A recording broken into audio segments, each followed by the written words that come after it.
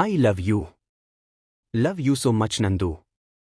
यही बात मैं तुम्हें आज कहने वाला था जब हम बाहर जाने वाले थे, पर मुझे नहीं पता था कि आज ही तुम्हारे सामने वह सच आ जाएगा। आनंद ने उसके चेहरे को हाथों में भरकर कहा। नंदू खामोश रही, पर उसकी आंखों से आंसू निकलते रहे। मैंने कितनी बार तुम्हें बताने की कोशिश की, पर हर बार कभी परिस्थिति ने मेरा साथ नहीं दिया तो कभी मैं हिम्मत नहीं कर पाया। मैं सच कह रहा हूं नंदू, आज अंजलि से मेरा कोई लेना देना नहीं है। हमारी शादी तय हुई है। उस दिन से मैंने उससे बात नहीं की, उसकी सूरत नहीं देखी।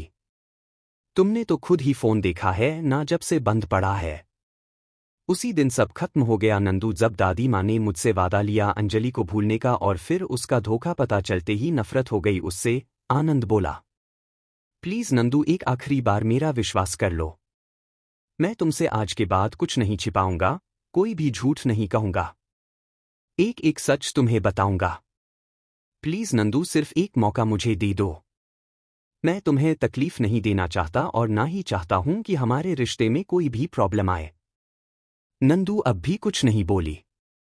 तुम्हारे आने से जीने लगा हूं फिर से, तुम जिंदगी हो मेरी।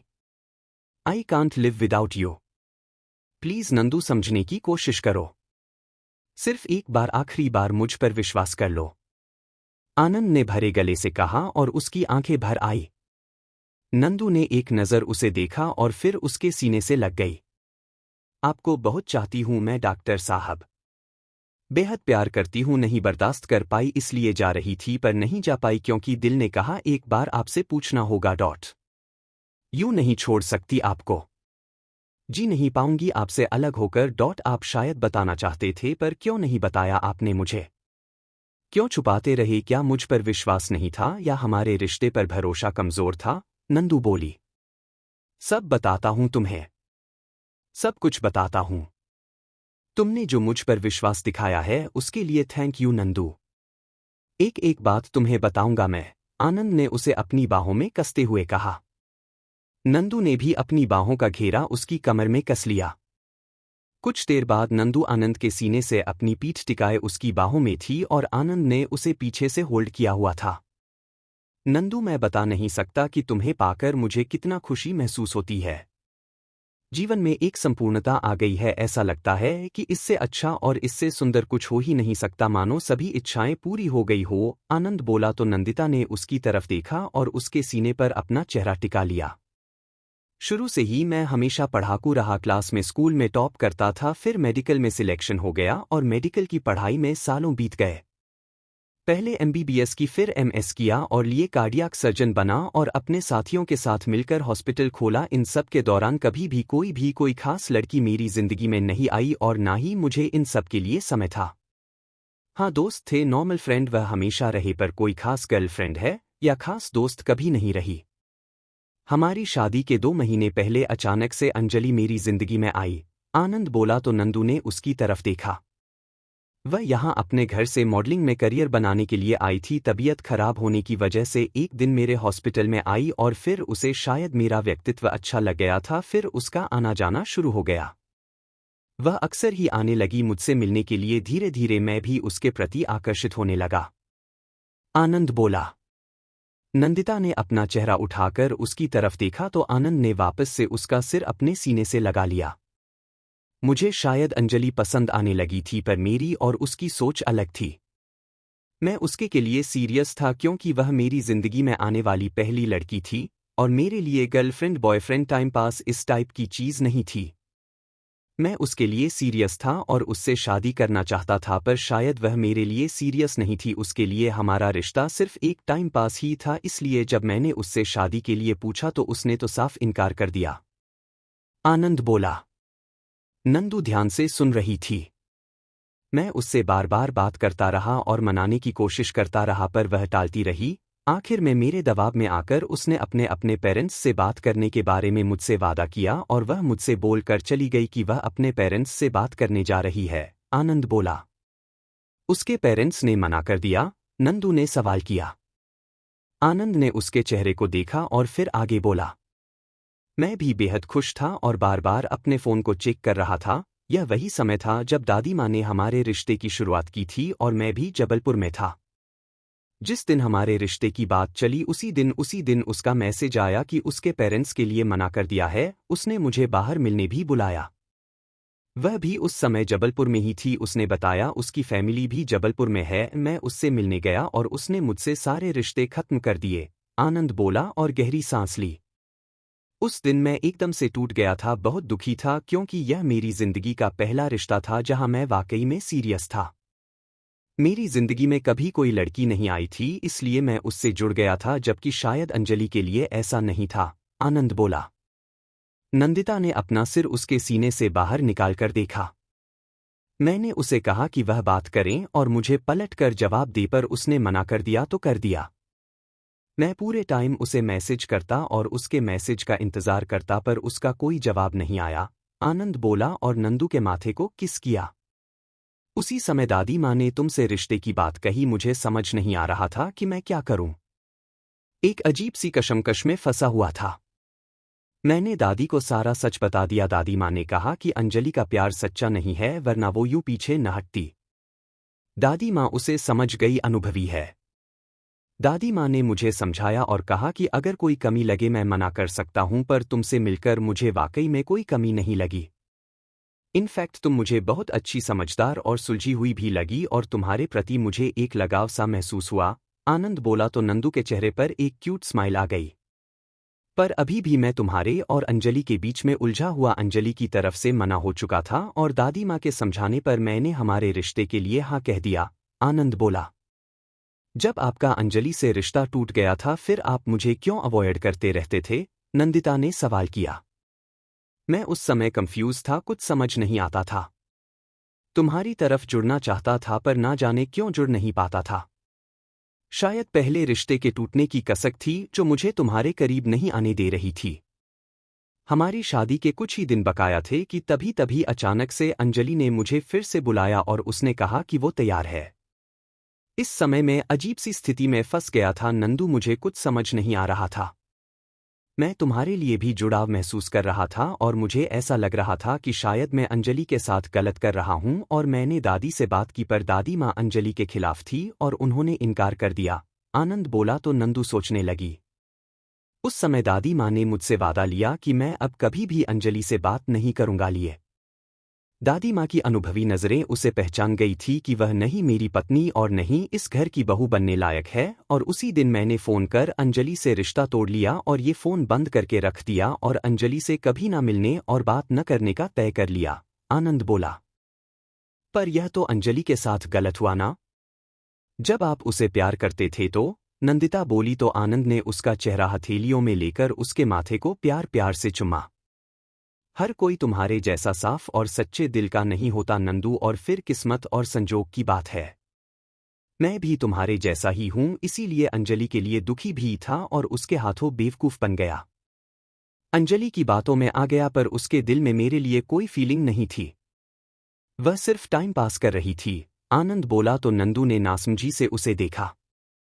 उस दिन हम लोग जबलपुर निकल रहे थे। मैं परेशान सा मंदिर में बैठा था। मैं भी तुम्हारी तरह सोच रहा था कि अंजलि के साथ गलत किया, तभी अंजलि दिखाई दी और मैंने उसका पीछा किया। उस दिन हम लोग जबलपुर निकल रहे थे। मैं परेशान सा मंदिर में बैठा था। मैं भी तुम्हारी तरह सोच रहा था कि अंजलि के साथ गलत किया, तभी अंजलि दिखाई दी और मैंने उसका पीछा किया। मैंने उसे एक लड़के के साथ कार में लिप लॉक करते और बेहद करीब देखा। मैं शॉक्ड हो गया था। यही नहीं, वह कह रही थी कि उसने मुझे सिर्फ मेरे पैसे के फंसाया था ताकि मैं उसकी मदद कर सकूं।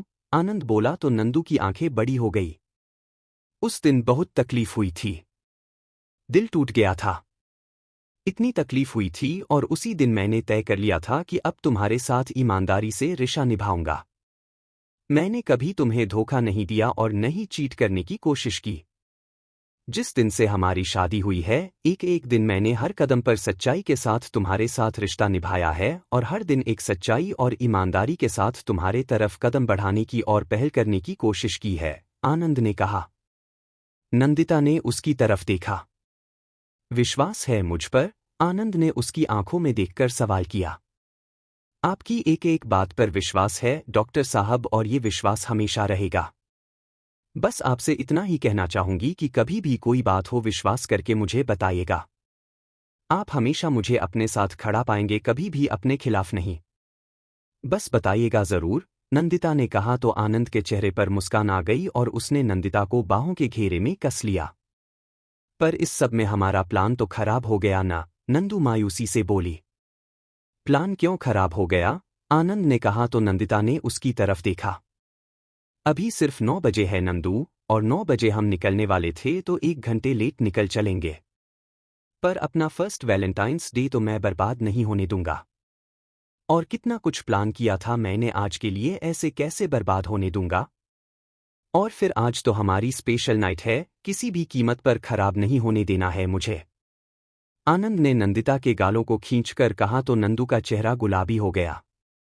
लेकिन नंदू बोली, चलो अभी उठ जाओ। अब तो तुम्हारे मन में कोई भी डाउट नहीं है ना मुझे और मेरे प्यार को लेकर डॉट। आनंद बोला तो नंदिता ने ना में गर्दन हिला दी। आनंद उठ खड़ा हुआ और उसने नंदिता को हाथ दिया तो नंदू भी खड़ी हो गई। खड़े होती उसके मुंह से एक आह निकली। क्या हुआ? आनंद बोला। पैर में चोट लगी है डॉट। हाँ देखा मैंने रूम में ब्लड, तुमने एकदम पागल हो डॉट। ऐसा कोई करता है क्या? ठीक है मुझसे नाराजगी थी पर अपना तो ध्यान रखना चाहिए था, न खुद को चोट पहुंचा ली। आनंद बोला और अगले ही पल उसने नंदिता को अपनी बाहों में उठा लिया। नंदिता ने भी उसके गले में अपनी बाहें लपेट ली। आनंद वापस से सीढ़ियों की तरफ चल दिया और फिर बालकनी से होता हुआ अपने कमरे में आ गया। उसने नंदिता को सोफे पर बिठाया और फर्स्ट एड बॉक्स निकालकर नंदिता का पैर देखा। चोट काफी हल्की थी पर ब्लड जम गया था। आनंद ने उसे क्लीन करके बैंडेज लगा दी। तुम चल पाओगी नंदू या हम आज यही रुकते हैं? आनंद ने उसकी तरफ देखकर कहा। चलना है आनंद, नंदू बोली। चलो फिर रेडी हो जाओ जल्दी से। आनंद बोला तो नंदिता ने फर्श पर पड़ी ड्रेस और ज्वेलरी की तरफ देखा। उसके चेहरे पर उदासी आ गई और आंखें भर आई। अरे इतनी सी बात पर मेरी वाइफ ऐसे उदास हो जाए मुझे बिल्कुल भी मंजूर नहीं। क्या हुआ अगर ये ड्रेस खराब हो गई तो? आनंद राठौर की इतनी औकात तो है कि अपनी वाइफ के लिए ड्रेस अफोर्ड कर सके, आनंद बोला। पर वो आप बहुत मन से लाए थे, नंदू बोली। इट्स ओके जान, बहुत ड्रेसेज ली है एनी तुम्हारे लिए हनीमून पर जाने के लिए, सो डोंट वरी, आनंद बोला और उसने कबर्ड खोलकर कुछ ड्रेसेस देखे और फिर एक खूबसूरत रेड कलर की साड़ी निकालकर बेड कर रख दी जिसके साथ स्लीवलेस ब्लैक ब्लाउज था। नंदिता ने साड़ी की तरफ देखा और उसके चेहरे पर मुस्कुराहट आ गई। वैसे डॉक्टर साहब आपकी पसंद एकदम क्लासी है। लड़कियों की ड्रेसेस का बहुत आइडिया है आपको, नंदू ने मुंह बनाकर कहा। जरूरी नहीं है जो लड़कियों को गिफ्ट दे उसे ही ड्रेस खरीदनी आती हो। यह तो अपनी अपनी समझ की बात है। और वैसे तुम्हारी जानकारी के लिए बता दूं कि रूबी मिताली दोनों हमेशा मेरे साथ शॉपिंग करने जाती हैं और मुझे अच्छे से पता है कि लड़कियों को किस टाइप की चीजें पसंद है। और एक बात, मम्मी के लिए भी मैं हर बार खुद साड़ी लेकर आता हूं उनके बर्थडे पर और आज तक उन्होंने कभी नहीं कहा कि उन्हें साड़ी उन्हें पसंद नहीं आई है, आनंद बोला। डॉक्टर साहब समझ गई, आप प्लीज जल्दी से निकाल कर दीजिए वरना हम लेट हो जाएंगे और मैं नहीं चाहती कि हमारी आज की नाइट स्पॉइल हो, नंदिता ने कहा और अगले ही पर शर्मा का नजरें झुका ली। ये बेचैनी और उठावलापन मुझे बेहद पसंद आया, आनंद बोला तो नंदू ने उसे देखा और फिर अपना चेहरा हाथों में छिपा लिया। उसकी इस हरकत पर आनंद के चेहरे पर मुस्कुराहट आ गई। आनंद ने साड़ी निकालकर नंदू के हाथ पर रखी। जाओ जल्दी से चेंज करके आओ, तब तक मैं इसके साथ ही एक्सेसरीज निकालता हूं, आनंद ने कहा तो नंदिता कपड़े लेकर चेंजिंग रूम में चली गई। 15 मिनट में वह साड़ी पहनकर बाहर आ गई तो आनंद ने उसे ड्रेसिंग के सामने बिठा दिया। तुम रेडी होना शुरू करो तब तक मैं भी फ्रेश होके आता हूं, आनंद बोला और अपने कपड़े ले वॉशरूम में चला गया। नंदिता ने तैयार होना शुरू कर दिया। वैसे ही वह बेहद खूबसूरत थी, उसे ज्यादा जरूरत नहीं थी मेकअप की। उसने आंखों में काजल और होठों पर लिपस्टिक के साथ हल्का मेकअप किया। तब तक आनंद भी आ गया और उसके लिए साड़ी की मैचिंग ज्वेलरी निकाल ली। नंदू ने आनंद की तरफ देखा जिसके गीले बाल माथे पर फैले थे और उस पार्टी सूट में वह बेहद डैशिंग लग रहा था। आनंद के परफ्यूम की खुशबू कमरे में बिखर गई थी जो कि नंदू को भी बेसब्र कर रही थी। नंदू बस आनंद को देखे जा रही थी। मुझे तो अब हमेशा देखना है। नंदू मेरी जान अभी रेडी हो जाओ। आनंद ने उसका हाथ पकड़ उसके हाथ में साड़ी के मैचिंग कंगन डाल दिए। नंदिता के चेहरे पर मुस्कुराहट आ गई। आनंद ने एक पतला सा डायमंड का सेट निकालकर नंदिता के गले में पहनाया, जिसके बीच में एक ब्लू कलर का बड़ा सा स्टोन था, और उसी की मैचिंग के ईयररिंग्स नंदिता ने अपने कानों में पहन लिए। बहुत सुंदर है ये तो, नंदू बोली। तुम्हारे ऊपर सुंदर लग रहा है, आनंद बोला। उसके बाद आनंद ने उसे खड़ा किया और उसके बाजू में खड़ा हो गया। अब परफेक्ट है, आनंद उसे देखकर बोला और उसके माथे को चूम लिया। नंदिता का चेहरा गुलाबी हो गया और होठों पर मुस्कान बिखर गई। तो चले मिसेज नंदिता, आनंद राठौर, हमारे फर्स्ट वैलेंटाइंस डे को यादगार बनाने के लिए, आनंद ने कहा तो नंदू ने उसका हाथ थाम लिया। दोनों कमरे से बाहर निकले और नीचे हॉल में आई तो देखा माला अभी वही बैठी हुई थी। उसने आनंद नंदिता को देखा और दोनों को साथ और खुश देखकर उसके चेहरे पर भी खुशी और तसल्ली आ गई। आंटी घर का ध्यान रखिएगा और किसी बात की चिंता मत कीजिए, हम दोनों के बीच सब ठीक है, आनंद ने कहा तो माला ने गर्दन हिला दी। नजर ना लगे तुम दोनों को, भगवान हर बुरी नजर से बचाए, माला ने दोनों की बालाएं ली। Thank you aunty. Nandita Mala के गले लग गई। माला ने आंखें बड़ी करके उसकी तरफ देखा। आज घर में कोई नहीं था और एक छोटी सी गलतफहमी के चलते मैं नाराज होकर जा रही थी, पर आपने मुझे रोक लिया और बात को संभाल लिया, वरना आज बात बहुत बिगड़ सकती थी। थैंक यू ऑन्ट, मुझे समझाने के लिए और समझने के लिए, नंदू बोली। जे हमाओ भी घर है बहू, और हम नहीं चाहेंगे कि यहां पर कुछ भी गलत हो। माला बोली। एक बात और आंटी, प्लीज किसी से कुछ मत कहिएगा, जो भी प्रॉब्लम थी हम दोनों के बीच की वह सॉर्ट आउट हो गई है। अब कोई भी प्रॉब्लम, कोई भी गलतफहमी और कोई भी नाराजगी नहीं है, नंदिता ने कहा। तुम फिक्र ना करो नंदिता बहू, हम किसी को कुछ ना कहेंगे। तुम बस जाओ और आराम से आओ, घर की चिंता करने की कोई जरूरत नहीं है, और बाकी के लोग भी कल रात तक आएंगे तो तुम दोनों आराम से आना। कुछ भी सोचने की जरूरत नहीं है, माला बोली तो नंदिता आनंद के साथ बाहर निकल गई। आनंद ने गाड़ी का म्यूजिक स्टार्ट किया और गाड़ी आगे बढ़ा दी।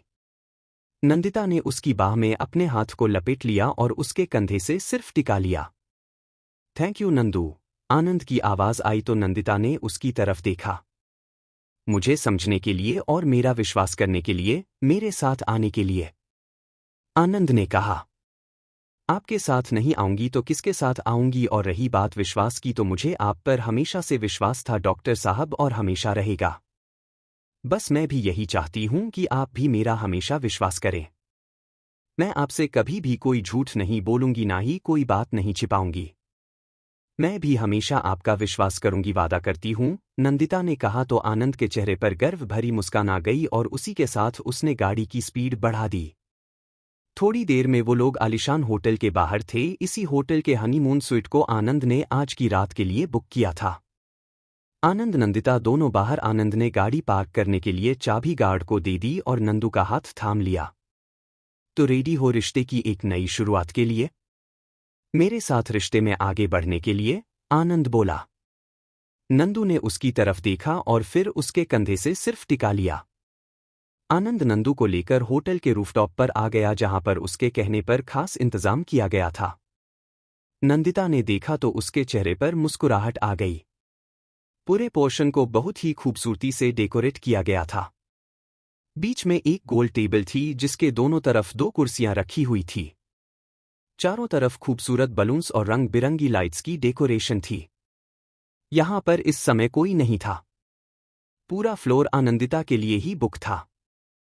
आनंद ने नंदिता का हाथ थामा और चेयर की तरफ बढ़ गया। उसने चेयर खींचकर नंदिता को बिठाया और उसके सामने बैठ गया। नंदिता मुस्कुराती आंखों से आनंद को देख रही थी। तभी आनंद ने अपनी पॉकेट से एक रिंग निकाली और नंदिता के सामने आकर घुटनों पर बैठ गया। नंदिता की आंखें बड़ी हो गई। तुम्हें बेहद चाहने लगा हूं मैं नंदू। इन कुछ दिनों में तुमने मेरी जिंदगी में और मेरे दिल में एक खास जगह बनाई है, और मैं चाहता हूं कि हमारा साथ यूं ही बना रहे, और यह रिश्ता हर रोज और गहरा हो। आनंद बोला और रिंग नंदू के आगे बढ़ाई। मैं चाहता हूं कि हर पल हर लम्हा तुम में यूं ही साथ रहे, तुम्हारा मेरा साथ यूं ही रहे। तुम यूं ही मेरा हाथ थाम के जिंदगी की राहों पर चलती रहो और मैं तुम्हारा और तुम मेरा हमेशा मेरा साथ देती रहो। आनंद बोला तो नंदू का चेहरा गुलाबी हो गया। तुम यूं ही शर्माती रहो और मैं तुम्हें हमेशा यूं ही अपने प्यार का एहसास कराता रहा हूं। I love you Nandu, Anand बोला और अंगूठी आगे बढ़ाई। नंदिता ने तुरंत अपना हाथ आगे कर दिया। आनंद ने उसकी रिंग फिंगर में अंगूठी पहनाई और उसके हाथ को हौले से किस कर लिया। नंदू उसके सीने से आ लगी। आई लव यू डॉक्टर साहब, मैं भी आपको बेहद चाहती हूं। बहुत प्यार करती हम आपको। हर पल हर कदम आपका साथ दूंगी। कभी नहीं टूट सकता अब ये हमारा रिश्ता। हर पल हर लम्हा और गहरा होता जाएगा। वादा है मेरा, नंदू बोली तो आनंद ने उसके माथे के ऊपर अपने होठों से प्रेम अंकित कर दिया। आनंद ने रिमोट उठाकर ऑन किया तो म्यूजिक शुरू हो गया तो रोमांटिक म्यूजिक बज उठा। आनंद ने नंदू के आगे हाथ किया तो नंदू ने थाम लिया। आनंद ने उसकी कमर में बाहें लपेटी तो नंदू ने अपने हाथ उसके कंधे पर रख लिए और उसी के साथ दोनों हल्के हल्के मूव्स करने लगे। आनंद की नज़दीकी और आज का खास अंदाज नंदिता को मदहोश कर रहा था तो वहीं नंदिता की खूबसूरती और उसके शरीर से उठती खुशबू में खोने के लिए आनंद भी बेकरार हो रहा था। थोड़ी देर में आनंद ने वेटर को इशारा किया तो उसने वहां पर उन दोनों का डिनर लगा दिया। दोनों ने डिनर किया और फिर आनंद वापस से नंदिता का हाथ थामकर बैठ गया। तो कैसा लगा? आनंद बोला। बहुत बहुत खूबसूरत। मैंने तो कभी सोचा ही नहीं था कि कोई मेरे लिए भी यह सब प्लान करेगा। यह सब चीजें तो सिर्फ मूवीज पर सीरियल में देखी मैंने। नंदिता खुश होकर बोली। तुम्हारे लिए कुछ भी नंदू। और तुम बहुत खास हो तो तुम्हारे लिए कुछ खास करना तो बनता है ना, आनंद ने कहा और नंदिता को अपनी बाहों में उठा लिया। नंदिता ने उसकी तरफ आंखें बड़ी करके देखा। अभी कुछ और भी है, आनंद बोला और लिफ्ट की तरफ बढ़ गया। नंदू बस उसे देखती रही। लिफ्ट आकर थर्ड फ्लोर पर रुकी तो आनंद नंदिता को वैसे ही बाहों में लिए हुए बाहर निकला और एक रूम की तरफ बढ़ गया। नंदिता का ध्यान तो आसपास कहीं था ही नहीं, वह बस आनंद को देख रही थी और उसके चेहरे पर मुस्कुराहट खिल रही थी। दरवाजे पर आकर आनंद ने नंदिता को नीचे उतारा और उसकी आंखों पर हाथ रख लिया। क्या हुआ डॉक्टर साहब? नंदिता बोली। बस 2 मिनट, आनंद ने कहा और उसी के साथ दरवाज़ा खोल दिया और नंदिता के साथ कमरे में अंदर आकर दरवाज़ा लॉक कर लिया। डॉक्टर साहब प्लीज मुझे देखना है, नंदू बोली। बस 2 मिनट, आनंद बोला और उसने रिमोट ऑन किया और उसी के साथ नंदिता की आंखें खोल दी। नंदू की आंखें फैल गई उस खूबसूरत बड़े से रूम को देखकर जिसमें चारों तरफ गुलाब के गुलाब और मोगरे के फूलों से डेकोरेशन किया हुआ था। पूरा कमरा खुशबू से महक रहा था। रूम में कोई भी लाइट नहीं थी, सिर्फ और सिर्फ रंग बिरंगी कैंडल्स रोशनी थी। चलो, आनंद बोला और नंदू के साथ आगे बढ़ा। नंदिता का ध्यान गया कि नीचे भी फर्श पर गुलाब की पेटल्स बिखरी हुई है। नंदिता के चेहरे पर मुस्कुराहट आ गई और आंखों में हल्की सी नमी। आनंद ने आंखों के इशारे से उसे पूछा कि क्या हुआ तो नंदू ने नामे गर्दन हिला दी। दोनों थोड़ा आगे बढ़े तो उनके ऊपर ऊपर से भी दोनों के ऊपर गुलाब की पेटल्स गिरने लगी। नंदिता के चेहरे की मुस्कुराहट और भी ज्यादा बड़ी हो गई। आनंद उसका हाथ पकड़े हुए आगे कमरे पर गया। पूरे कमरे में एक भी लाइट चालू नहीं थी, बस चारों तरफ रंग बिरंगी कैंडल्स का उजाला था जो कि कमरे को बहुत ही खूबसूरत बना रहा था। हर तरफ सिर्फ और सिर्फ फूलों की सजावट थी। नंदिता के चेहरे की मुस्कुराहट बढ़ती जा रही थी, तभी उसकी नज़र सामने के किंग साइज बेड पर गई जिसे खूबसूरती से सजाया गया था, जिस पर सफेद चादर के ऊपर लाल गुलाब की पंखुड़ियां बिखरी हुई थी। उसे देख नंदिता के दिल की धड़कन बढ़ गई और उसकी नजरें झुक गई। आनंद उसके सामने आकर खड़ा हो गया और उसके चेहरे को हथेलियों के बीच लेकर ऊपर किया। आज शर्माने की इजाजत नहीं है मिसेज आनंद राठौर। तुमको और खुद को बहुत टाइम दिया है मैंने ताकि हम एक दूसरे को समझ सके और फ्री हो सके। अब शर्माने से काम नहीं चलेगा, आनंद ने कहा तो नंदिता ने उसे देखा और उसके सीने से सिर टिका लिया। आनंद ने भी उस पर अपनी बाहों का घेरा कस दिया। आंटी घर का ध्यान रखिएगा और किसी बात की चिंता मत कीजिए, हम दोनों के बीच सब ठीक है, आनंद ने कहा तो माला ने गर्दन हिला दी। नजर ना लगे तुम दोनों को भगवान हर बुरी नजर से बचाए, माला ने दोनों की बालाएं ली। Thank you aunty. Nandita Mala के गले लग गई। माला ने आंखें बड़ी करके उसकी तरफ देखा। आज घर में कोई नहीं था और एक छोटी सी गलतफहमी के चलते मैं नाराज होकर जा रही थी, पर आपने मुझे रोक लिया और बात को संभाल लिया, वरना आज बात बहुत बिगड़ सकती थी। थैंक यू आंट, मुझे समझाने के लिए और समझने के लिए। नंदू बोली। जे हमाओ भी घर है बहू, और हम नहीं चाहेंगे कि यहां पर कुछ भी गलत हो। माला बोली। एक बात और आंटी, प्लीज किसी से कुछ मत कहिएगा। जो भी प्रॉब्लम थी हम दोनों के बीच की, वह सॉर्ट आउट हो गई है। अब कोई भी प्रॉब्लम, कोई भी गलतफहमी और कोई भी नाराजगी नहीं है। नंदिता ने कहा। तुम फिक्र ना करो नंदिता बहू, हम किसी को कुछ ना कहेंगे। तुम बस जाओ और आराम से आओ, घर की चिंता करने की कोई जरूरत नहीं है, और बाकी के लोग भी कल रात तक आएंगे तो तुम दोनों आराम से आना। कुछ भी सोचने की जरूरत नहीं है, माला बोली तो नंदिता आनंद के साथ बाहर निकल गई। आनंद ने गाड़ी का म्यूजिक स्टार्ट किया और गाड़ी आगे बढ़ा दी। नंदिता ने उसकी बाह में अपने हाथ को लपेट लिया और उसके कंधे से सिर्फ टिका लिया। Thank you Nandu. आनंद की आवाज आई तो नंदिता ने उसकी तरफ देखा। मुझे समझने के लिए और मेरा विश्वास करने के लिए, मेरे साथ आने के लिए। आनंद ने कहा। आपके साथ नहीं आऊंगी तो किसके साथ आऊंगी, और रही बात विश्वास की तो मुझे आप पर हमेशा से विश्वास था डॉक्टर साहब, और हमेशा रहेगा। बस मैं भी यही चाहती हूं कि आप भी मेरा हमेशा विश्वास करें। मैं आपसे कभी भी कोई झूठ नहीं बोलूंगी, ना ही कोई बात नहीं छिपाऊंगी। मैं भी हमेशा आपका विश्वास करूंगी, वादा करती हूं, नंदिता ने कहा तो आनंद के चेहरे पर गर्व भरी मुस्कान आ गई और उसी के साथ उसने गाड़ी की स्पीड बढ़ा दी। थोड़ी देर में वो लोग आलिशान होटल के बाहर थे। इसी होटल के हनीमून स्वीट को आनंद ने आज की रात के लिए बुक किया था। आनंद नंदिता दोनों बाहर। आनंद ने गाड़ी पार्क करने के लिए चाबी गार्ड को दे दी और नंदू का हाथ थाम लिया। तो रेडी हो रिश्ते की एक नई शुरुआत के लिए? मेरे साथ रिश्ते में आगे बढ़ने के लिए? आनंद बोला। नंदू ने उसकी तरफ देखा और फिर उसके कंधे से सिर्फ टिका लिया। आनंद नंदू को लेकर होटल के रूफटॉप पर आ गया, जहां पर उसके कहने पर खास इंतजाम किया गया था। नंदिता ने देखा तो उसके चेहरे पर मुस्कुराहट आ गई। पूरे पोर्शन को बहुत ही खूबसूरती से डेकोरेट किया गया था। बीच में एक गोल टेबल थी जिसके दोनों तरफ 2 कुर्सियां रखी हुई थी। चारों तरफ खूबसूरत बलून्स और रंग बिरंगी लाइट्स की डेकोरेशन थी। यहां पर इस समय कोई नहीं था। पूरा फ्लोर आनंदिता के लिए ही बुक था।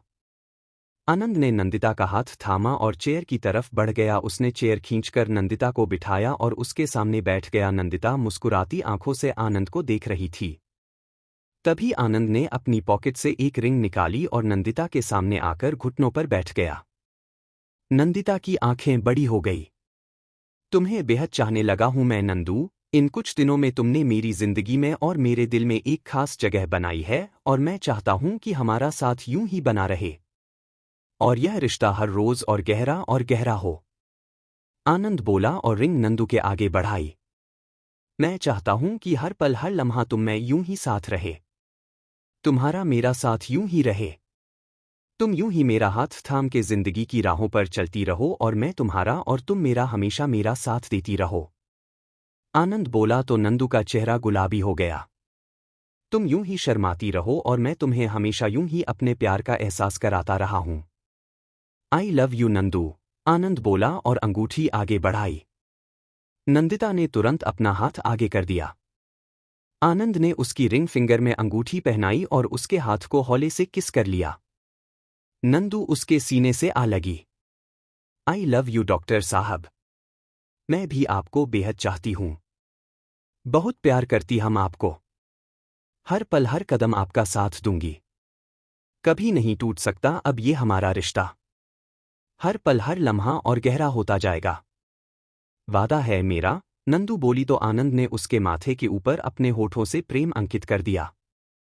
आनंद ने रिमोट उठाकर ऑन किया तो म्यूजिक शुरू हो गया तो रोमांटिक म्यूजिक बज उठा। आनंद ने नंदू के आगे हाथ किया तो नंदू ने थाम लिया। आनंद ने उसकी कमर में बाहें लपेटी तो नंदू ने अपने हाथ उसके कंधे पर रख लिए और उसी के साथ दोनों हल्के हल्के मूव्स करने लगे। आनंद की नज़दीकी और आज का खास अंदाज नंदिता को मदहोश कर रहा था, तो वहीं नंदिता की खूबसूरती और उसके शरीर से उठती खुशबू में खोने के लिए आनंद भी बेकरार हो रहा था। थोड़ी देर में आनंद ने वेटर को इशारा किया तो उसने वहां पर उन दोनों का डिनर लगा दिया। दोनों ने डिनर किया और फिर आनंद वापस से नंदिता का हाथ थामकर बैठ गया। तो कैसा लगा? आनंद बोला। बहुत बहुत खूबसूरत। मैंने तो कभी सोचा ही नहीं था कि कोई मेरे लिए भी यह सब प्लान करेगा। यह सब चीजें तो सिर्फ मूवीज पर सीरियल में देखी मैंने। नंदिता खुश होकर बोली। तुम्हारे लिए कुछ भी नंदू। और तुम बहुत खास हो तो तुम्हारे लिए कुछ खास करना तो बनता है ना, आनंद ने कहा और नंदिता को अपनी बाहों में उठा लिया। नंदिता ने उसकी तरफ आंखें बड़ी करके देखा। अभी कुछ और भी है, आनंद बोला और लिफ्ट की तरफ बढ़ गया। नंदू बस उसे देखती रही। लिफ्ट आकर थर्ड फ्लोर पर रुकी तो आनंद नंदिता को वैसे ही बाहों में लिए हुए बाहर निकला और एक रूम की तरफ बढ़ गया। नंदिता का ध्यान तो आसपास कहीं था ही नहीं, वह बस आनंद को देख रही थी और उसके चेहरे पर मुस्कुराहट खिल रही थी। दरवाजे पर आकर आनंद ने नंदिता को नीचे उतारा और उसकी आंखों पर हाथ रख लिया। क्या हुआ डॉक्टर साहब? नंदिता बोली। बस 2 मिनट, आनंद ने कहा और उसी के साथ दरवाज़ा खोल दिया और नंदिता के साथ कमरे में अंदर आकर दरवाज़ा लॉक कर लिया। डॉक्टर साहब प्लीज मुझे देखना है, नंदू बोली। बस 2 मिनट, आनंद बोला और उसने रिमोट ऑन किया और उसी के साथ नंदिता की आंखें खोल दी। नंदू की आंखें फैल गई उस खूबसूरत बड़े से रूम को देखकर जिसमें चारों तरफ गुलाब के गुलाब और मोगरे के फूलों से डेकोरेशन किया हुआ था। पूरा कमरा खुशबू से महक रहा था। रूम में कोई भी लाइट नहीं थी, सिर्फ और सिर्फ रंग बिरंगी कैंडल्स रोशनी थी। चलो, आनंद बोला और नंदू के साथ आगे बढ़ा। नंदिता का ध्यान गया कि नीचे भी फर्श पर गुलाब की पेटल्स बिखरी हुई है। नंदिता के चेहरे पर मुस्कुराहट आ गई और आंखों में हल्की सी नमी। आनंद ने आंखों के इशारे से उसे पूछा कि क्या हुआ तो नंदू ने नामे गर्दन हिला दी। दोनों थोड़ा आगे बढ़े तो उनके ऊपर ऊपर से भी दोनों के ऊपर गुलाब की पेटल्स गिरने लगी। नंदिता के चेहरे की मुस्कुराहट और भी ज्यादा बड़ी हो गई। आनंद उसका हाथ पकड़े हुए आगे कमरे पर गया। पूरे कमरे में एक भी लाइट चालू नहीं थी, बस चारों तरफ रंग बिरंगी कैंडल्स का उजाला था जो कि कमरे को बहुत ही खूबसूरत बना रहा था। हर तरफ सिर्फ और सिर्फ फूलों की सजावट थी। नंदिता के चेहरे की मुस्कुराहट बढ़ती जा रही थी, तभी उसकी नज़र सामने के किंग साइज बेड पर गई जिसे खूबसूरती से सजाया गया था, जिस पर सफ़ेद चादर के ऊपर लाल गुलाब की पंखुड़ियां बिखरी हुई थी। उसे देख नंदिता के दिल की धड़कन बढ़ गई और उसकी नज़रें झुक गई। थोड़ी देर बाद दोनों रेडी हो गए। नंदू आईने के सामने खड़े होकर अपने बाल संवार रही थी, तभी आनंद ने उसे पीछे से अपनी बाहों में ले उसके कंधे पर अपना चेहरा टिका लिया। यह समय तुम्हारे साथ कितना खूबसूरत बीता कि बता नहीं सकता नंदू, आनंद बोला। नंदिता ने कोई जवाब नहीं दिया, बस आईने में ही उसकी आंखों में देखा। बस यूं ही तुम साथ हो तो जिंदगी का हर पल हर लम्हा खूबसूरत होगा, क्योंकि मैं जानता हूं तुम ऐसी लड़की हो जो साथ हर पल साथ निभाएगी, आनंद बोला तो नंदू मुस्करा उठी। आप क्या है मेरे लिए बता नहीं सकती डॉक्टर साहब? आपको इतना चाहती हूं कि आपके अलावा कोई नजर ही नहीं आता, नंदू बोली तो आनंद ने उसे अपनी तरफ घुमाकर सीने से लगा लिया। थैंक यू नंदू, आनंद बोला। डॉक्टर साहब घर जाने के लिए देर हो रही है हमें, नंदू ने घड़ी की तरफ देखकर रहा। हो अनरोमांटिक, आनंद मुंह बनाकर बोला तो नंदू ने झट से उसके गाल को किस कर लिया। किसी का दिया नहीं रखता तुरंत लौटाता हूं डॉट, आनंद बोला और नंदू को चूमने लगा। अभी चलिए भी, नंदू बोली। चलो चलते हैं, फिर हमें एयरपोर्ट भी तो निकलना है लंच के बाद, आनंद ने कहा और नंदू के साथ वहां से घर निकल गया। दोनों घर आए तब तक घर में कोई भी नहीं आया था। वैसे भी पूरा परिवार शाम को आने वाला था। जो थोड़ी बहुत कमी थी वह भी नंदिता और आनंद ने पैकिंग पूरी कर ली और उसके बाद लंच किया। लंच के बाद दोनों जाने के लिए तैयार हो गए। माला आंटी अब हम लोग निकल रहे हैं।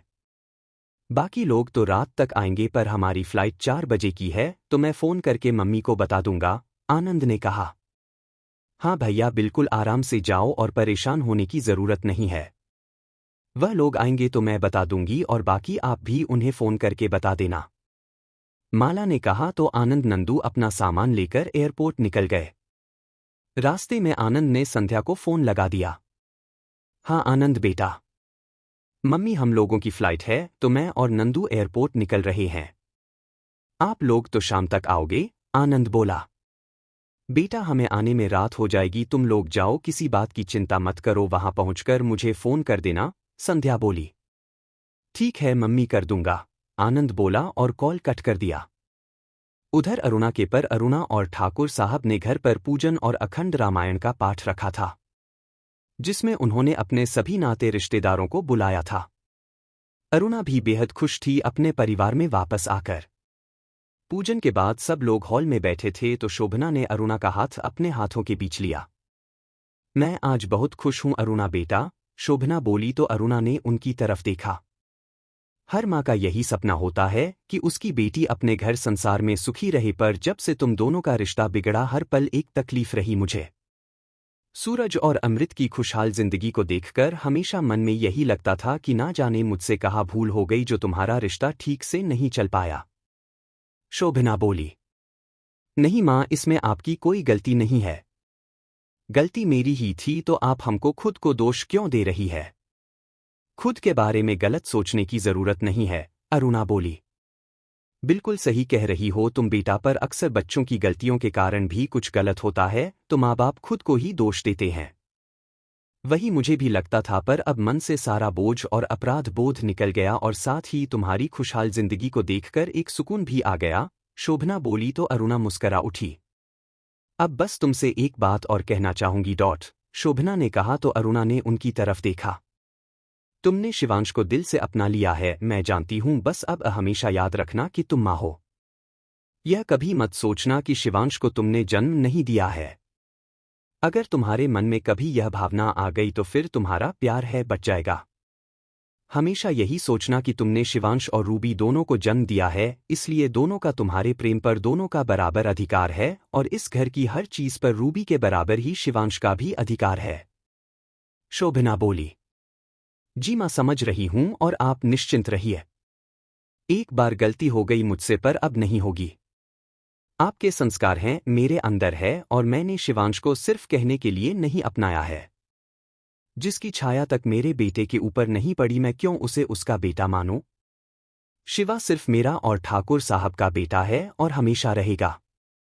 और इस घर में मुझ पर और ठाकुर साहब पर रूबी के जैसा ही शिवांश का अधिकार है और यह अधिकार हमेशा रहेगा, अरुणा ने कहा। ठीक है, बस अब मुझे संतुष्टि हो गई तुम्हारी तरफ से। आज तुमने साबित कर दिया कि तुम अब समझदार हो गई हो और तुम सब कुछ संभाल लोगी, शोभना बोली। वहीं दूसरी तरफ रूबी मिताली का हाथ पकड़कर अपने कमरे में लेकर गई। पता है मैंने तुझे कितना मिस किया, रूबी बोली। और मैंने भी तो तुझे मिस किया, मिताली बोली। रूबी मुस्करा उठी। चलो अब कॉलेज कल से आना शुरू करो न, अगर नए घर में रहना हो गया हो तो फिर कॉलेज आना शुरू करो, मिताली बोली। कल से शुरू कर देती हूँ। पापा गाड़ी और ड्राइवर का इंतजाम कर दिया है जो मुझे गाजियाबाद से रोज दिल्ली कॉलेज लेकर जाया करेगा, रूबी बोली। That's good. थैंक गॉड कि उस दिन शिवांश भैया आ गए थे, वरना ना जाने क्या हो जाता, मिताली बोली और एकदम से उसकी आंखें भर आई। ठीक है ना, कुछ हुआ तो नहीं, फिर क्यों घबरा रही है? हो जाती है कभी कभी गलती, पर अभी याद रखना मिताली, ऐसी गलती दोबारा कभी मत करना। अब तो मैं भी नहीं हूं वहां पर तो तुझे अपना ख्याल खुद ही रखना होगा, रूबी बोली। हाँ मैं ध्यान रखूंगी, वैसे तुझे एक बात बतानी थी, मिताली ने कहा। बोलना, क्या बताना है, रूबी बोली। उस दिन बाद से एक दो बार और मुझे इंस्पेक्टर नितिन मिले, मिताली बोली। तो इसमें क्या बड़ी बात है, रूबी ने कहा। बात कुछ बड़ी नहीं है, पर उनका व्यवहार कुछ अलग लगा मुझे, लेकर कुछ ज्यादा ही प्रोटेक्टिव लगे। जहां भी मैं उन्हें दिख जाती हूं तो जब तक मैं घर न पहुंच जाऊं मेरे आसपास ही रहते हैं। यह बात कुछ अजीब सी लगी मुझे, मिताली ने कहा। तो उनसे सीधा सीधा पूछना कि क्यों तुम्हारे आसपास मंडरा रहे हैं, और इतना भी अपनापन दिखाने की क्या जरूरत है, रूबी ने कहा। समझ नहीं आया और फिर मेरी हिम्मत भी नहीं होती है। तुम तो जानती हो उस दिन मैं नशे की हालत में थी, तब नितिन ही मुझे घर लेकर आए थे। मेरी तो उनसे नजरें मिलाने की भी हिम्मत नहीं होती, न जाने मेरे बारे में क्या सोचते होंगे। मुझे ड्रग एडिक्ट समझते होंगे, मिताली बोली। हाँ तो ठीक है ना, एक बार बात करो और गलतफहमी दूर करो। साथ ही उन्हें यह भी बता दे कि तू कोई ड्रग एडिक्ट नहीं है। उन लोगों ने जबरदस्ती तुम्हें ड्रिंक पिला दी थी और उसमें ही कुछ डाल दिया था, रूबी बोली लिए। पर क्या वह मेरी बात का विश्वास करेंगे? पता नहीं, मुझे ऐसा लगता है कि शायद वह गलत समझते हैं, इसीलिए इस तरीके से मेरे आसपास रहते हैं, क्योंकि उन्हें मेरे ऊपर शक है। वह सोचते होंगे कहीं मैं कुछ गलत काम तो नहीं करती, कहीं मैं ड्रग डीलिंग तो नहीं करती। मिताली बोली। तू पागल हो गई है क्या मिताली? ऐसा क्यों सोचेंगे वह, और अगर ऐसा लगता है तो तू सीधा सीधा बात कर लेना। भैया के दोस्त हैं तो इतना तो सीधे भी पूछ सकते हैं ना, रूबी बोली। हाँ तुम ठीक कह रही हो। इस बार मैं उनको मिलती हो तो उनसे पूछती हूँ कि वह मेरे आसपास क्यों रहते हैं और इतना प्रोटेक्टिव क्यों है मेरे लिए, और साथ ही मैं उन्हें बता भी दूंगी कि मैं ड्रग एडिक्ट नहीं हूँ। उन लोगों ने जबरदस्ती पिला दी थी और मेरी कोई गलती नहीं है, मिताली ने कहा। ठीक है, और आगे कुछ भी बात हो तो मुझे बताना, और अब तो हम रोज कॉलेज में मिलेंगे ही ना, रूबी ने कहा। हाँ, इसी बात की तो मुझे खुशी है कि हम रोज कॉलेज में मिलेंगे। जब से तुम दिल्ली से आई हो मन ही नहीं लगता मेरा तो, मिताली बोली। बहन हूं तुम्हारी, ऐसे कैसे मन लगेगा? सालों हम लोगों ने साथ बिताए हैं, रूबी ने कहा। ठीक है, तू भी अपना ध्यान रखना रूबी, अभी हम लोग शाम को निकल जाएंगे, फिर जैसे ही कुछ बात होती है तुम्हें बताऊंगी, मिताली ने कहा। ठीक है, कल कॉलेज में आती हूं तब बाकी की बातें करेंगे, रूबी बोली और मिताली को लेकर वापस हॉल में आ गई। पूजा पाठ खत्म हुआ तो पूरा राठौर परिवार वापस दिल्ली के लिए निकल गया। आनंद और नंदिता एयरपोर्ट पहुंचे और उन्होंने अपनी फ्लाइट ली। हमें कितना टाइम लगेगा डॉक्टर साहब? नंदिता ने सवाल किया। जनरली 10 से 12 घंटे लगते हैं दिल्ली से इटली पहुंचने में, हमें भी उतना ही टाइम लगेगा। इसलिए आराम से रिलैक्स करो। कंफर्टेबल तो होना, आनंद ने कहा। जी डॉक्टर साहब, नंदिता बोली और आनंद के हाथ को थाम उसके कंधे से सिर टिका लिया। आनंद ने हौले से उसके माथे को किस किया तो नंदिता ने जल्दी से इधर उधर देखा। उसकी हरकत पर आनंद मुस्कुरा उठा। डोंट वरी, सब अपने में बिजी हैं, कोई नहीं देख रहा है, आनंद बोला और उसका हाथ थाम वापस उसके कंधे से टिका लिया। डॉक्टर साहब कुछ बोलूं? नंदू बोली। हाँ बोलो ना। तुम्हें कब से पूछने की जरूरत पड़ने पूछने की आनंद बोला। आप इतना रोमांटिक होंगे मैंने तो सोचा ही नहीं था, नंदू बोली। आनंद ने उसके हाथ को हौले से दबाया। तुम्हारे कहने का क्या मतलब है?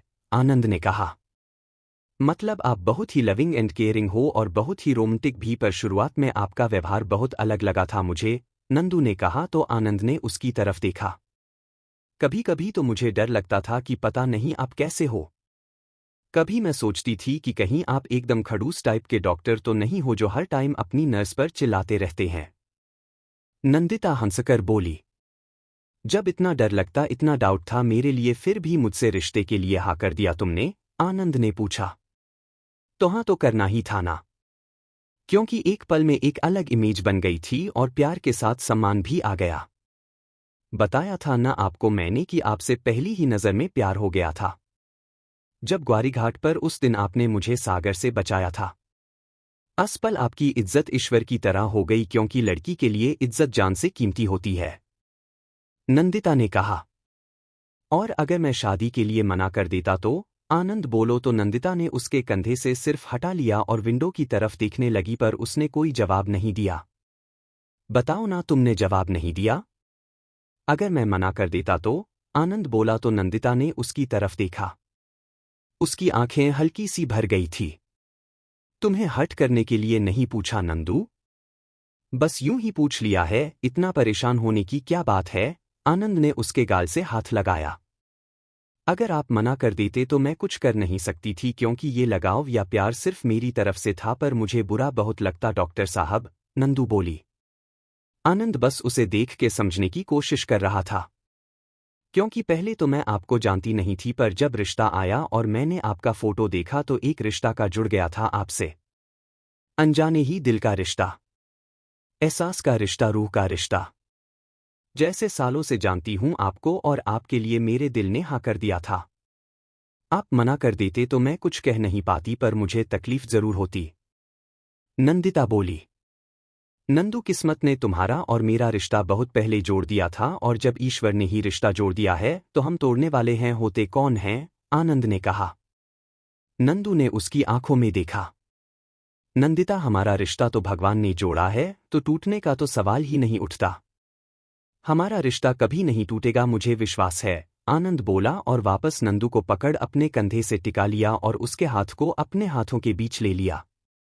हाँ नंदू, दादी माँ हमेशा कहती हैं कि कुछ बातें हमारे हाथ में नहीं होती हैं, जैसे हमारा जन्म लेना, हमारे माता पिता बहन भाई, यह हम नहीं चुनते हैं, ठीक वैसे ही हमारा जीवन साथी। हमारे जीवन साथी भी कौन होगा यह भी हमारे हाथ में नहीं होता। हाँ, यह सच है कि लव मैरिज होती हैं और लोग अपना जीवन साथी चुनते हैं, पर वह भी तभी होता है जब ईश्वर की इच्छा होती है और उनकी तरफ से निर्देश मिलते हैं। वरना इतनी बड़ी दुनिया में किससे आपको प्यार होगा, कोई नहीं जानता। इसलिए तो अब तो मैं भी मानने लगा हूं कि दादी माँ बिल्कुल सही कहती हैं, रिश्ते तो ऊपर से बनकर आते हैं, तभी तो तुम मुझे मिली। जिन्हें ईश्वर आपके लिए चुनते हैं, बस उन्हें कभी माँ बाप के आप लिए ढूंढ लेते हैं, तो कभी आप खुद अपने लिए चुन लेते हैं, आनंद बोला। नंदू मुस्करा उठी। और मैं लकी हूं कि किस्मत, ईश्वर और मेरी फैमिली ने तुमको चुना मेरे लिए, आनंद बोला। वैसे आप बातें बहुत अच्छी करते हो डॉक्टर साहब, आपके साथ सफर अच्छा कटेगा, नंदिता बोली तो आनंद मुस्कुरा उठा। सब तुम्हारी संगत का असर है नंदू, वरना मैं ऐसा बिल्कुल भी नहीं था। मुझे तो खुद ही विश्वास नहीं होता कि मुझ में कितना बदलाव आया है, वरना मेरी जिंदगी तो हॉस्पिटल और पेशेंट के बीच में ही थी। थोड़ा बहुत समय कभी मिला तो फैमिली के साथ कभी लंच किया तो कभी मिताली और रूबी लेकर शॉपिंग कराने चला जाता हूँ, बाकी सालों बीत गए, मेरा एक फिक्स रूटीन है, उसी टाइम पर सोना, उसी टाइम पर उठना और बाकी टाइम हॉस्पिटल और पेशेंट, आनंद बोला। अब मैं आ गई हूं ना आपकी जिंदगी में, अब तो बदलाव आते ही रहेंगे डॉक्टर साहब, देख लीजिएगा, नंदिता ने कहा। हाँ देख रहा हूं मैं, आनंद बोला और फिर दोनों ही एक दूसरे को देख मुस्करा उठे। डिनर के बाद नंदिता आनंद के कंधे से टिककर सो गई तो आनंद ने भी उसे ब्लैंकेट से कवर कर लिया और आंखें बंद कर ली। वैसे भी इटली पहुंचने में उन्हें काफी समय लगने वाला था। उधर राठौर परिवार वापस दिल्ली आ गया। सब लोग अरुणा के सुखी परिवार को देखकर बेहद खुश थे। आज जाकर मन को तसल्ली मिल गई अरुणा को उसके परिवार के साथ में सुखी देखकर, शोभना ने कहा। हाँ मैं भी बहुत खुश हूं। आखिर में अरुणा ने बात को समझा और सही निर्णय लिया, सूरज बोले। इस सब में शिवांश का बहुत बड़ा योगदान है, उसी की कोशिशों का नतीजा है कि ठाकुर साहब और अरुणा के बीच सब सही हो गया, संध्या बोली। शिवांश के साथ हमारी रूपाली ने भी अरुणा को सही आईना दिखाया, शोभना बोली तो रूपाली ने आंखें बड़ी कर उनकी तरफ देखा। रूपाली को तो यकीन ही नहीं हुआ कि इस मामले में उसकी कोई तारीफ भी कर सकता है। हाँ मैं सही कह रही हूं। जो बात हम लोग उसे प्यार से समझाते थे तो उसे समझ नहीं आई, पर उस दिन तुम्हारे कठोर शब्दों ने शायद उसे एहसास दिला दिया कि वह कहाँ गलत है, जो कि कभी कभी जरूरी होती है, शोभना बोली। सॉरी माँ, लेकिन मेरा ऐसा कोई इरादा नहीं था, बस मुझे गुस्सा आ गया तो बोल दिया, रूपाली बोली। कोई बात नहीं, मैं मानती हूं कि तुम्हारा बोलने का तरीका गलत था, पर तुमने बात सही कही और अरुणा को भी समझ आ गई, इसलिए अपने मन पर कोई बोझ मत रखो, शोभना बोली और उसके बाद सब अपने अपने कमरों में सोने चले गए। अर्नव अपने कमरे में आया और अपना फोन खोल नेहा को फोन करने का सोचा। यह भी पता नहीं कब वापस आएगी और हो क्या रहा है मुझे। इतना तो मैंने आज तक किसी को मिस नहीं किया जितना नेहा को मिस कर रहा हूं। क्या मुझे उससे प्यार हो गया है, अर्नव ने खुद से ही कहा। अर्नव अपने कमरे में आया और अपना फोन खोल नेहा को फोन करने का सोचा। यह भी पता नहीं कब वापस आएगी और हो क्या रहा है मुझे। इतना तो मैंने आज तक किसी को मिस नहीं किया जितना नेहा को मिस कर रहा हूं। क्या मुझे उससे प्यार हो गया है, अर्नव ने खुद से ही कहा। फिर यह मैं क्या सोच रहा हूँ, प्यार व्यार जैसी कोई चीज नहीं होती, ये सिर्फ टाइम पास है और कुछ भी नहीं। कोई किसी को प्यार कर ही नहीं सकता और यह लड़कियां तो सिर्फ और सिर्फ दौलत के पीछे भागती। अर्नव खुद से ही बोला। पर नेहा ऐसी नहीं है, वह तो जानती भी नहीं कि मैं कौन हूं। मैं पैसे वाला हूं या नहीं। वह तो मुझे भी अपने जैसा एक सामान एम्प्लॉय समझती। फिर भी मुझसे दोस्ती की। वह दूसरी लड़कियों की तरह पैसे के पीछे भागने वालों में से नहीं है। पर मैं क्या सोच रहा हूं? क्यों सोच रहा हूं उसके बारे में? मुझे कुछ लेना देना नहीं है नेहा से और नहीं किसी और लड़की से, अर्नव कुएं से बोला। अर्नव राठौर स्वतंत्र पक्षी था और स्वतंत्र पक्षी रहेगा। मुझे यह प्यार के बंधन में नहीं बांधना है, अर्नव खुद से ही बोला। पर उसका मन नहीं लगा तो उसने नेहा को कॉल लगा दिया। हेलो आर्यन, कैसे हो? नेहा की आवाज आई। मैं ठीक हूं, तुम बताओ, अर्नव ने कहा। मैं यही सोच रही थी कि तुमसे बात करूं, फिर समझ नहीं आया कि कॉल लगाऊं कि नहीं लगाऊं, नेहा बोली। यह सब तुम्हारी बहानेबाजी है नेहा। वहां जाकर तुम तो मुझे भूल ही गई हो, अर्नव बोला। नहीं आर्यन, ऐसी बात नहीं है। मैं तुम्हें बहुत मिस करती हूं, बस यही सोचकर फोन नहीं करती कि तुम बिजी होंगे, मैं भी बिजी रहती हूं। शाम को सोचती हूं कि पता नहीं तुम फैमिली के साथ होंगे शायद, नेहा ने कहा। इतना सोचने की जरूरत नहीं है नेहा। तुम जब चाहे तब मुझे कॉल कर सकती हो, अर्नव बोला। थैंक यू आर्यन, अपनी लाइफ में मुझे इतनी इंपॉर्टेंस देने के लिए, नेहा ने कहा। तुम इंपॉर्टेंट हो मेरे लिए नेहा, और हर बात कहने की जरूरत नहीं होती है, अर्नव ने कहा। नेहा मुस्करा उठी। वैसे कब आ रही हो वापस? अर्नव ने पूछा। अगले महीने शायद आ जाऊं, नेहा बोली। I missed you Neha. Please जल्दी आ जाओ, अर्नव ने कहा। Missed you too Aryan, Neha बोली। थोड़ी देर तक दोनों बात करते रहे, फिर कॉल कट कर दिया। नेहा अलग है, वो और लड़कियों जैसी नहीं है। अलग है, सबसे अलग, एंड आई लाइक हर, अर्नव खुद से बोला। थैंक्स आर्यन, मुझे अपनी लाइफ में इतनी खास जगह देने के लिए।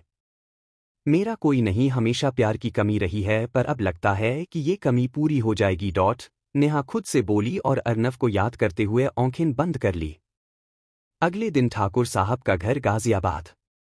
रूबी, शिवांश, अरुणा और ठाकुर साहब सब लोग नाश्ते के लिए बैठे थे। आज से शिवांशी ठाकुर साहब के साथ ऑफिस ज्वाइन करने वाला था और इस बात के लिए वह बहुत खुश था, और उसके साथ साथ ही अरुणा, रूबी और ठाकुर साहब भी।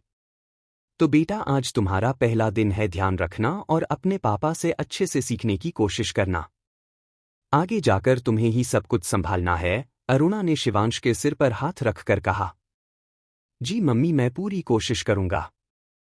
और फिर कुछ गलती होगी तो पापा है ना मुझे समझाने के लिए, शिवांश बोला। हाँ पापा तो है, पर फिर भी मैं चाहती हूं कि मेरा बेटा भी एक अच्छा और सफल बिजनेसमैन बने, जैसे कि तुम्हारे पापा हैं और तुम्हारे दोनों मामा जी भी, अरुणा ने कहा। जी मम्मी, शिवांश बोला।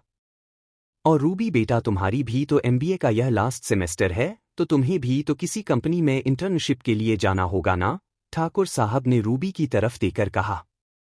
पापा, मुझे भी जाना होगा, बस यह आखिरी महीना है जब मुझे क्लास लेनी है, उसके बाद फिर मुझे इंटर्नशिप के लिए ही जाना होगा। मैंने मामा जी से बात की थी। पहले तो मैं और मिताली मामा जी की कंपनी ज्वाइन करना चाहते थे, पर मामा जी का कहना था कि नहीं, कहीं बाहर इंटर्नशिप करें, क्योंकि घर के लोग तो हमें फेवर ही करेंगे और इस तरीके से हम ठीक से नहीं सीख पाएंगे, रूबी बोली। हाँ, तो बिल्कुल ठीक कहा तुम्हारे मामा जी ने। घर के बिजनेस को बाद में ज्वाइन करना, पहले सीखने के लिए कहीं बाहर जाना ही बेहतर होता है। वैसे हमारे एक परिचित है, कहना चाहिए अच्छे दोस्त हैं। हम उनसे बात कर लेते हैं तुम्हारे और मिताली के लिए। तुम दोनों उनकी कंपनी में ज्वाइन कर सकती हो। हम उन्हें बता देंगे कि तुम हमारी बेटी हो, बाकी स्टाफ को तुम्हारे बारे में नहीं पता होगा तो तुम अच्छे से सीख लोगी, ठाकुर साहब बोले। जी पापा, आप जैसा ठीक समझो, मुझे कोई प्रॉब्लम नहीं है पापा, रूबी ने कहा। ठीक है, तो फिर हम अपने दोस्त मिस्टर रायचंद से बात कर लेते हैं, कि तुम उन्हीं के ऑफिस में ज्वाइन कर लेना और वहां पर तुम अच्छे से सीख जाओगी, उसके बाद फिर तुम चाहे जहां ज्वाइन करो। चाहे तो हमारा बिजनेस ज्वाइन कर सकती हो, या तुम्हें बाहर कहीं काम करना हो तो तुम उसके लिए भी फ्री हो, ठाकुर साहब ने कहा। तो रूबी ने अरुणा की तरफ देखा। अरुणा मुस्करा उठी। रूबी उठकर तुरंत ठाकुर साहब के गले लग गई। थैंक यू पापा, थैंक यू सो मच। आपने मेरे लिए इतना सोचा। रूबी बोली। अरे तो बेटी हो आप, हमारी आपके बारे में नहीं सोचेंगे तो किसके बारे में सोचेंगे? ठाकुर साहब बोले। उसके लिए नहीं कह रही हूं। मतलब आपने मुझे इतना फ्रीडम दिया कि मैं चाहे तो आपके ऑफिस में काम करूं या बाहर करूं, इसके लिए थैंक यू बोल रही हूं। वरना जिस तरीके से मम्मी मुझे पहले वहां रोक टोक कर रखती थी, मुझे तो लगा था कि आप बहुत ही खड़ूस होंगे, रूबी ने कहा तो ठाकुर साहब ने अरुणा की तरफ देखा। अरुणा ने नजरें झुका ली। आपकी मम्मी शायद गलफहमी में थी, इसलिए आपके मन में हमारे लिए न जाने क्या बिठाया है। पर जैसा आप सोच रही हो हम वैसे बिल्कुल भी नहीं है। हमने खुद विदेश में जाकर पढ़ाई की है और हम जानते हैं कि बच्चे आजकल के क्या क्या चाहते हैं। आप और शिवांश पूरी तरीके से फ्री हो अपने डिसीजन को लेने के लिए, फिर चाहे वह फिर आपका कैरियर हो या आपके जीवनसाथी का चुनाव हो। यदि सही चुनाव होगा तो हमें कभी आपत्ति नहीं होगी। बस हम चाहेंगे कि आप लोग जो भी चुने वह बेहतर हो और सोच समझकर ही निर्णय लें। बाकी हमारा आशीर्वाद और हमारा साथ तो हमेशा आप दोनों के साथ है ही है, ठाकुर साहब ने कहा तो रूबी और शिवांश मुस्कुरा उठे। मैं निकलती हूं, कॉलेज के लिए देर हो रही है, रूबी बोली ड्राइवर के साथ निकल गई। चलिए शिवा, हमें भी ऑफिस जाना है, ठाकुर साहब ने कहा और वह भी शिवांश के साथ ऑफिस निकल गए। उधर आनंद और नंदिता इटली पहुंचे और अपने होटल में आ गए। आनंद ने पहले से ही सारी बुकिंग करा रखी थी। लंबे के सफर के कारण नंदिता को काफी थकान हो रही थी, वैसे भी उसे आदत नहीं थी इसने लॉन्ग फ्लाइट की। क्या हुआ नंदू, तुम कुछ परेशान सी लग रही हो? आनंद ने कहा। वह मेरा अजीब सा मन हो रहा है डॉक्टर साहब। जी मिचला रहा है और सिर्फ भी दर्द हो रहा है। ऐसा लग रहा है कि तबीयत कुछ ठीक नहीं है। नंदिता ने कहा। वह इतना लंबा फ्लाइट लिया ना, इसलिए तुम्हें थोड़ी तकलीफ हो रही है, आनंद बोला और नंदू को बेड पर लिटाया। यह लो मेडिसिन लो और आराम करो। और हाँ, बिल्कुल टेंशन लेने की जरूरत नहीं है। खाना यहीं पर ऑर्डर कर दे रहा हूं। आनंद ने खाना ऑर्डर किया जो कुछ देर में आ गया। मुझे भूख नहीं है, नंदू बोली। थोड़ा सा खा लो और फिर सो जाना। मुझे सेमिनार के लिए जाना होगा, जल्दी ही काम निपटा कर आता हूं। आनंद ने कहा तो नंदिता ने खाना खाकर मेडिसिन खाई और फिर वह लेट गई। रिलैक्स करो, चाबी है मेरे पास, आनंद ने कहा और रेडी होकर अपने सेमिनार के लिए निकल गया। रूबी कॉलेज पहुंची तो मिताली उसे बाहर ही उसका इंतजार करते हुए दिखी। आ गई तू? मैं यही सोच रही थी कि ऐसा ना हो तो आज भी छुट्टी मार ले, मिताली बोली। अरे नहीं नहीं, अब और नहीं, हमें पता है ना यह लास्ट सेमेस्टर है और हमें हाउस जॉब भी करनी होगी लिए, रूबी ने कहा। हाँ पापा ने बात कर ली है, मेरे लिए तो एवं के दोस्त हैं उनके यहाँ पर, मिताली बोली। रूबी खामोश रही। और तू भी मेरे साथ ही आ रही है न? मिताली ने कहा। नहीं, मैं साथ में नहीं आ पाऊंगी क्योंकि पापा ने भी मेरे लिए अपने दोस्त से बात करने का कहा है। पहली बार उन्होंने मेरे लिए कुछ डिसीजन लिया है तो मैं उन्हें मना नहीं कर सकती। तू चाहे तो मेरे साथ आ सकती है, रूबी बोली। सॉरी रूबी, पर तुम जानती हो मम्मी को पता चला कि मैं पापा की बताई जगह की जगह तुम्हारे साथ आ रही हूं तो फालतू का बखेड़ा खड़ा कर देंगी। वैसे भी उस दिन के बाद नाराज है मुझसे। उनको लगता है कि मेरे कारण उनका सिर झुक गया, मिताली बोली। पर हमारी कोई गलती नहीं है, रूबी बोली। पर उनको कौन समझाए? बोल रही थी कि विश्वास करके भेजा था, ड्रग्स लेने नहीं, मिताली बोली। कोई बात नहीं, जल्दी मान जाएंगी, तुझे बहुत चाहती है, रूबी बोली। फिर भी एक बार मैं पापा से बात करने की कोशिश करती हूं। अगर पापा मान जाते हैं तो फिर हम दोनों एक साथ आ जाएंगे, वरना कोई फर्क पड़ता। वैसे भी जॉब तो अलग अलग ही करनी होगी ना हमें, मिताली ने कहा। तूने क्या सोचा है? तू बाहर जॉब करेगी या मामा जी के साथ ही कंपनी ज्वाइन करेगी? रूबी ने कहा। मेरा मन तो बाहर जॉब करने का ही है, मैं नहीं चाहती पापा के बिजनेस में आना। मैं अपनी खुद की पहचान बनाना चाहती हूं, पर बाकी आगे देखते हैं क्या होता है, मिताली ने कहा और फिर दोनों कॉलेज में अंदर जाने लगी। तभी मिताली की नज़र सड़क की दूसरी तरफ खड़े नितिन पर गई और उसने रूबी का हाथ हौले से दबाया। क्या हुआ? रूबी ने कहा। वह खड़ा हुआ है, मिताली बोली। कौन खड़ा हुआ है? रूबी ने कहा। अरे वही इंस्पेक्टर नितिन। आजकल अक्सर मुझे यहाँ आसपास दिख जाता है, मिताली ने कहा। तो तू जाकर बात करना एक बार, रूबी बोली। मैं क्या बात करूं, मुझे कुछ समझ में नहीं आता, मिताली ने कहा। प्लीज मिताली जाकर बात कर। बात नहीं करेगी तब तक हल नहीं निकलेगा। मैं यहीं पर वेट करती हूं, तू जाकर बात कर, रूबी बोली। तो तू भी चलना साथ, मिताली ने रिक्वेस्ट की। नहीं, मैं नहीं आ रही। अगर कुछ बात हो गई तो मुझे बुला लेना, मैं यही तो हूं। हो सकता है मेरे सामने वह सीधे सीधे कुछ बात ना करें, और मैं तो इतने दिनों बाद कॉलेज आई हूं, तो इस तरीके से आकर उससे कुछ भी बोलना ठीक नहीं है। फिर तू घबराती क्यों है? आनंद भैया के दोस्त हैं वह, ऐसी वैसी तो कोई हरकत नहीं करेंगे ना।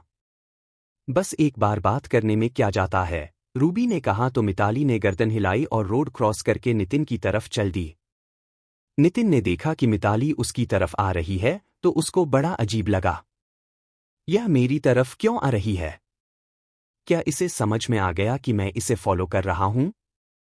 हे भगवान, पता नहीं मेरे बारे में क्या सोचेगी। करने चला था, अच्छा कहीं उल्टा ही ना हो जाए। मुझे कहीं रोड साइड रोमियो तो नहीं समझने लगेगी। हे भगवान, अब कैसे बताओ कि मैं इसे प्यार करता हूं और इसकी एक झलक पाने के लिए रोज इसके आसपास कहीं ना कहीं आ जाता हूं, पर 100% है यह मुझे गलत ही समझेगी। नितिन खुद से बोला। तो गलत हरकत ही तो की ना, मैंने उससे कुछ बोला नहीं, बस यूं ही उसे फॉलो कर रहा हूं। और यह क्यों भूल जाता हूं मैं कि लड़कियों के सिक्स्थ सेंस होती है, उन्हें पहले ही समझ में आ जाता है सब कुछ। नितिन न जाने क्या क्या सोच रहा था कि तब तक मिताली आकर उसके सामने खड़ी हो गई। ओ हाय हेलो, तुम यहाँ? मतलब तुम यहाँ क्या कर रही हो? कुछ काम था क्या यहाँ पर? नितिन बात बनाते हुए बोला। तो मिताली ने आंखें छोटी करके उसे घूरा। मैंने कुछ गलत बोला क्या? नितिन ने कहा। तुमको नहीं पता कि मैं यहाँ पढ़ती हूँ? मिताली बोली। मुझे कैसे पता होगा कि तुम यहाँ पढ़ती हो? मैं थोड़ी ना कॉलेज जाता हूँ, इनफैक्ट मेरा कॉलेज हुए तो काफ़ी टाइम पहले हो गया, मैं तो जॉब भी करता हूँ। नितिन जल्दी जल्दी बोला तो मिताली को हंसी आ गई, पर उसने तुरंत ही खुद को रोक लिया। तो मैंने कब कहा कि तुम यहाँ पढ़ते हो? पर तुमको नहीं पता कि मैं यहाँ पढ़ती हूँ इस कॉलेज में?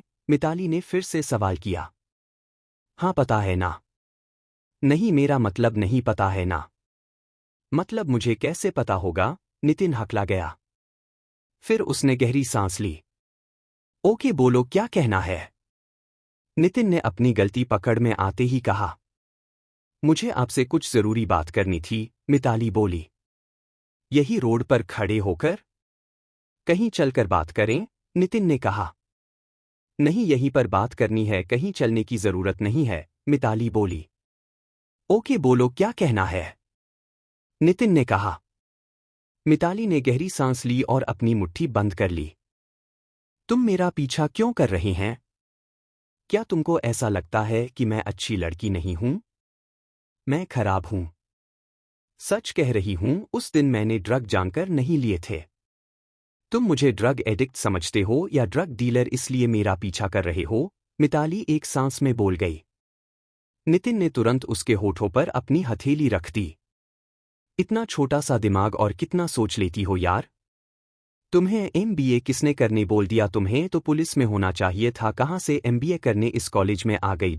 नितिन ने कहा। तो मिताली ने आंखें बड़ी करके उसे देखा। मतलब? मिताली बोली। मैंने कब कहा तुमसे कि तुम ड्रग एडिक्ट हो और ड्रग डीलिंग करती हो या कुछ भी? मैंने तो तुमसे कुछ भी नहीं कहा, अब अपने मन में ही ऐसा क्यों सोच रही हो? नितिन ने कहा। क्योंकि उस दिन तुमको मैं नशे की हालत में मिली थी तो तुम तो यही सोच रहे होगे ना कि मैं ड्रग एडिक्ट हूं, और तुम जिस तरीके से मेरा पीछा करते हो तो पक्का तुमको यही शक होगा कि मैं ड्रग्स की डिलीवरी करती हूं। इसलिए मुझे रंगे हाथों पकड़ने के लिए मेरा पीछा कर रहे हो। इंस्पेक्टर हो, मैं जानती हूं कि पुलिस कैसे काम करती है, मिताली ने मासूमियत से कहा। तो नितिन मुस्कुरा उठा। तुम बिल्कुल गलत समझ रही हो। ना ही मैं तुम्हारा पीछा कर रहा हूं, ना ही तुम्हें ड्रग एडिक्ट समझता हूं, और ड्रग डीलर तो बिल्कुल भी नहीं समझता, क्योंकि मैं जानता हूं इतनी भोली और मासूम और खूबसूरत लड़की ऐसी कोई भी हरकत नहीं कर सकती, नितिन ने कहा। तो मिताली ने आंखें बड़ी करके उसे देखा। फिर मेरा पीछा क्यों कर रहे हो? मिताली बोली। नहीं तो मैं तो पीछा नहीं कर रहा, नितिन आंखें चुराते हुए बोला। झूठ। मैंने देखा है तुम पीछा करते हो। अक्सर ही जहां मैं होती हूं वहां तुम दिखाई देते हो। अब बताओ क्यों आते हो मेरे पीछे फिर जब मेरे ऊपर कोई शक नहीं है? मिताली ने कहा। कोई मेरे जैसा यंग हैंडसम लड़का तुम्हारे जैसी प्यारी लड़की के पीछे तब नहीं आता जब वह उसे ड्रग एडिक्टे या डीलर समझे। कभी कभी कारण कुछ और भी हो सकता है, नितिन ने कहा तो मिताली ने उसकी आंखों में देखा और उसी के साथ मिताली का दिल एकदम जोर से धड़क उठा। कुछ अजीब सा था नितिन की आंखों में। मैं जाती हूं, रूबी मेरा इंतजार कर रही है, मिताली बोली और जाने लगी। 1 मिनट, नितिन ने उसका हाथ पकड़ के कहा तो मिताली रुक गई। शाम को 5 बजे डायमंड कैफे में तुम्हारा इंतजार करूंगा। क्यों? मिताली ने पलटकर कहा। बताना है न तुम्हें कि तुम्हारा पीछा क्यों कर रहा था मैं, नितिन ने मुस्कुराकर कहा तो मिताली के चेहरे पर भी एक क्यूट सी मुस्कुराहट आ गई और वह जल्दी से रोड क्रॉस करके रूबी के पास चली गई। इटली में आनंद के जाने के बाद नंदिता सो गई थी। उसे तबीयत भी ठीक नहीं लग रही थी। 3-4 घंटे सोने के बाद उसकी नींद खुली तो उसे काफी अच्छा महसूस हुआ। चारों तरफ देखा तो उसे समझ आया कि वह घर पर नहीं बाहर है। कितनी गहरी नींद में सो गई थी। मैं वाकई में बहुत हेक्टिक हो जाता है यह फ्लाइट से आना भी। इससे लाख गुना अच्छी तो अपनी ट्रेन है जहां पर पैर पसार कर आराम से सो जाओ और बिल्कुल भी थकान नहीं होती, नंदिता खुद से ही बोली और फिर उठकर बैठ गई। फोन देखा और फिर घर पर सबसे बात करने लग गई। संध्या शोभना से बात करने के बाद दिवाकर और मधु से बात की। फिर उसे समझ नहीं आया कि क्या करें। डॉक्टर साहब भी आने वाले होंगे, तब तक एक बार शॉवर लेकर फ्रेश हो जाती हूं, वैसे भी अजीब सा आलस भरा हुआ है, नंदू बोली और फिर वॉशरूम की तरफ चल दी। शॉवर ऑन किया और उसके नीचे खड़ी हो गई। ठंडा ठंडा पानी सिर पर गिरने से उसे काफी राहत महसूस हुई।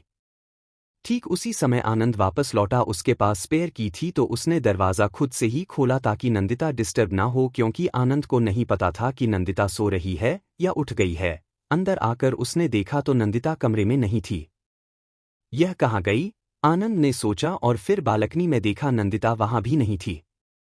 तभी बाथरूम से शॉवर की आवाज सुनाई दी और आनंद के चेहरे पर शरारती मुस्कुराहट आ गई। उसने अपना बैग रखा और टाई और कोट निकालकर धीमे से वॉशरूम की तरफ बढ़ गया। नंदिता जो कि कमरे में अकेली थी तो उसने भी दरवाज़ा लॉक नहीं किया था। आनंद ने दरवाजे पर हाथ लगाया तो तुरंत ही खुल गया और आनंद अंदर दाखिल हो गया। नंदिता शॉवर के नीचे दीवार की तरफ चेहरा किए आंख बंद किए हुए अपने सिर पर गिरती हुई पानी की बूंदों को महसूस कर रही थी। तभी उसे अपनी अपनी गर्दन पर आनंद के होठों का स्पर्श महसूस हुआ तो वो एकदम से कांप गई।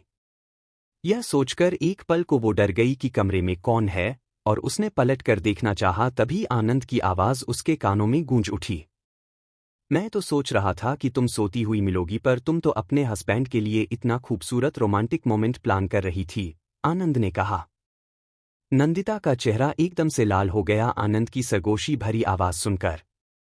नहीं, वह मैं मुझे लगा कि आप आओगे, तब तक मैं फ्रेश हो जाती हूँ, नंदिता ने कहना चाहा तो आनंद ने उसे अपनी तरफ घुमा लिया। जो भी सोचा तुमने बहुत अच्छा सोचा और अब तो मुझे भी लग रहा है कि फ्रेश फील करने के लिए शावर लेना ही चाहिए, वो भी तुम्हारे साथ, आनंद बोला और नंदिता तो अपनी बाहों में समेट शावर के नीचे खड़ा हो गया। नंदिता की आंखें कुछ आनंद की नज़दीकी और कुछ शर्म के कारण खुद ब खुद बंद हो गई। कुछ देर बाद आनंद ने उसे बाथरोब में लपेटा और बाहर लेकर आ गया। नंदिता की पलकें अब भी शर्म से झुकी जा रही थी और चेहरे की रंगत अभी गुलाबी हो रही थी। आनंद ने उसे क्यों शर्माते देखा तो उसे गोद में लेकर बैठ गया।